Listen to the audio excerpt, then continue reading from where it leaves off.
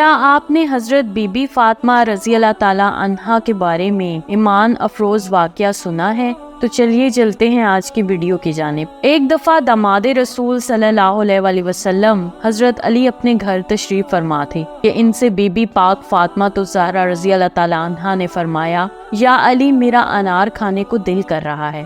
حضرت علی اپنی اہلیہ اور دختر رسول صلی اللہ علیہ وآلہ وسلم کی خواہش پوری کرنے کی غرض سے گھر سے نکلے، حالانکہ اناروں کا موسم نہیں تھا، اور ایک یہودی کے پاس پہنچے جو اناروں کی تجارت کرتا تھا۔ آپ رضی اللہ تعالیٰ عنہ نے اس کے دروازے پر دستک دی۔ جیسے ہی وہ یہودی گھر سے باہر آیا تو اس نے آپ کو دیکھتے ہی آنے کی وجہ پوچھی۔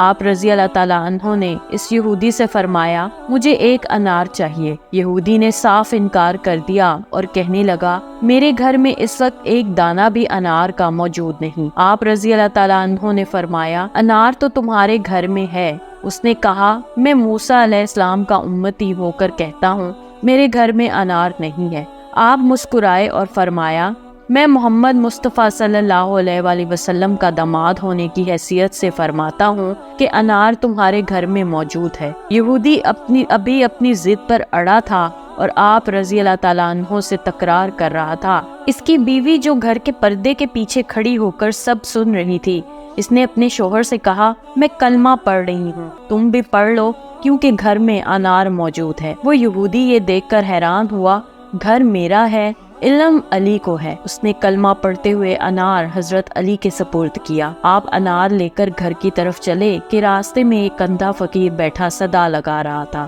ہے کوئی اللہ کا نیک بندہ جو مجھے اللہ کی محبت میں انار کھلائے؟ علی نے صدا سنتے ہی انار کھولا اور اس فقیر کو دے کر گھر کی طرف چل پڑے۔ گھر پہنچتے ہی آپ جائے نماز پر پہنچے اور یہ سوچنے لگے کہ اب دختر رسول صلی اللہ علیہ وآلہ وسلم کو کیا جواب دوں گا۔ منگوایا انہوں نے تھا، اتنے میں آواز سے سیدہ آئی کہ حضرت علی آپ کا شکریہ، میں نے تو بس ایک انار کی خواہش کی تھی، آپ نے 10 انار بھیج دیے۔ حضرت علی مسکرائے اور فرمایا، یہ انار میں نے نہیں بلکہ آپ کے لیے اللہ نے بھیجے ہیں۔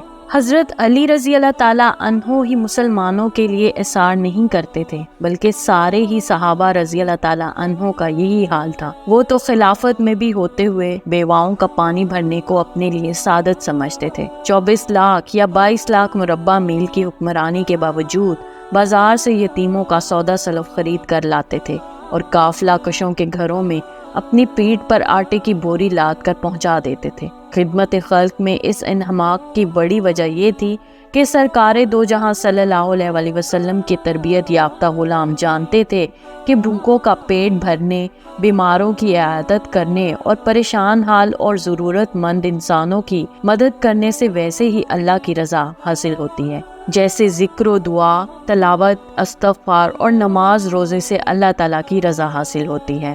بے شک اللہ تعالیٰ فرماتا ہے کہ تم میری راہ میں ایک دو گے تو میں اس کو 10 گنا کر کے تمہاری طرف لوٹاؤں گا۔ اس طرح کی مزید دلچسپ ویڈیوز دیکھنے کے لیے دیکھتے رہیے میرے چینل کو لائک، سبسکرائب اور شیئر ضرور کیجیے اور ساتھ ہی ساتھ بیل آئیکن کو بھی دبا دیجیے۔ شکریہ، اللہ حافظ۔